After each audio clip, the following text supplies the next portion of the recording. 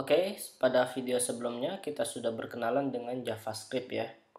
Sekarang kita akan belajar tentang JavaScript internal ya. Jadi ada dua, kita bisa menggunakan JavaScript eksternal dan internal. Layaknya pada CSS ya, kita bisa menggunakan inline atau menggunakan eksternal CSS. Oke? Jadi pada video kali ini kita akan belajar terlebih dahulu bagaimana cara menggunakan JavaScript internal. Oke? Nah, sekarang kita mulai saja. Untuk memulai suatu script JavaScript, kita mulai membuat tag script tipe teks atau JavaScript. Oke? Nah, ini kita letakkan tepat sebelum body. Oke? Jadi misalnya di sini saya punya teks ya. Punya H2 HTML teks. Oke? Nah, ini untuk HTML teks, lalu di sini untuk JavaScript. Jadi ketika kalian menggunakan JavaScript, itu baiknya letakkan di paling bawah dari sintaks-sintaks lainnya. Jadi dia sebelum tutup body, lalu kita tulis JavaScript ya. Oke? Nah, sekarang kita coba simpan dan preview. Nah, di HTML text kita sudah membuat untuk pembedanya ya. Sekarang kita lanjut masuk ke dalam script.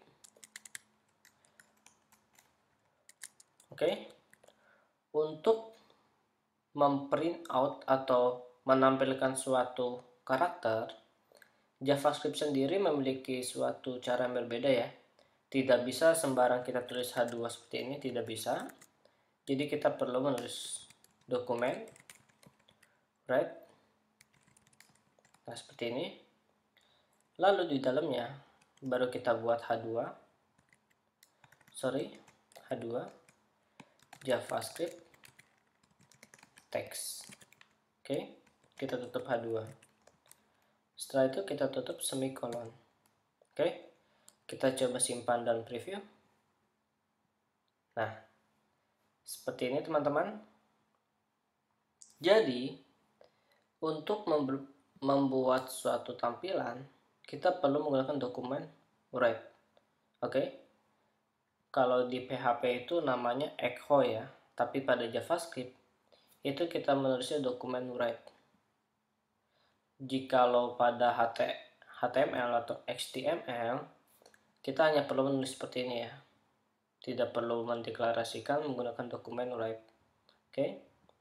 Nah, sebetulnya kamu tidak perlu menggunakan H2 juga bisa. Di sini kamu langsung tulis.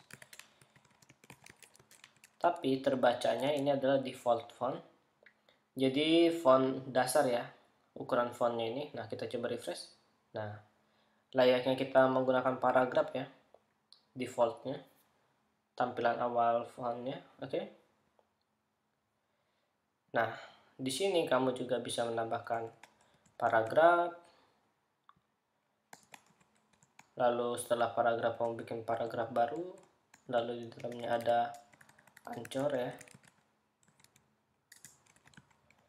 Misalnya menu 1. Nah, sekarang kita coba simpan dan preview. Nah, seperti ini. Di sini kita sudah tulis teks, lalu di sini ada menu. Nah, seperti itu teman-teman.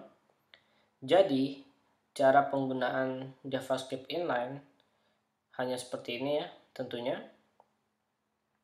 Nanti pada video selanjutnya saya akan membahas bagaimana cara membuat suatu JavaScript eksternal. Oke?